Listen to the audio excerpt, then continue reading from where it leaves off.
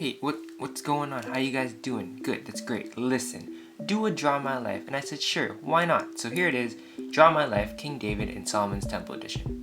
Alright, let's begin. I was born in the small little town of Bethlehem in 1040 BC. The thousands, man, good times, haha!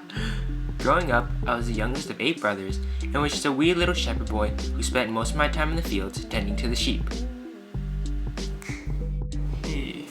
During this time, the Israelites were constantly at war with the Philistines. One day, while sitting in the fields with my sheep, my father, Jesse, asked me to bring back news about my brothers from the battlefield. So following my father's orders, I went down there to visit my brothers to see if they were okay.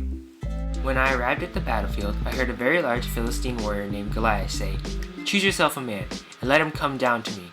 If he can fight me and kill me, we will be slaves to you. If I defeat him and kill him, you will be slaves to us and serve us." And I knew everyone else was thinking that. This is a load of barnacles. Anywho, I wanted to fight him, so I convinced King Saul to let me take him on.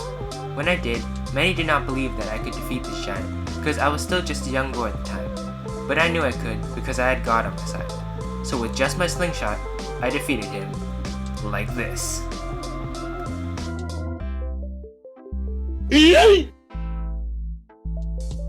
And then I ended up cutting off his head with a sword, but anywho. A few moments later. King Saul became jealous of me and tried to kill me, but he ended up killing himself with a sword after he shot with an arrow. I was later crowned king, which was pretty sweet, and during my reign, I ended up uniting the 12 tribes of Israel, which was also pretty sweet. While ruling over the Israelites as king, I thought it was unfair that I lived in a house of cedar, but the sacred Ark of the Covenant was standing in a tent. I just kept thinking, why should the king's house be a palace when the house of God was just a tent, right? So I wanted to honor God by building a temple for him. But he was against it, saying, "You will not build a house for my name, for you are a man of battles and have shed blood." And that was the end of that. But God did allow my son Solomon to build a temple for him, because he had not yet been tainted from battle.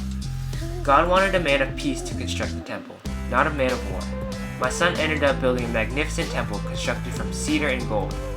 God's house was to be a house of prayer for all nations and a home to the Ark of the Covenant. And yeah, that's it. That's my story. Okay, bye.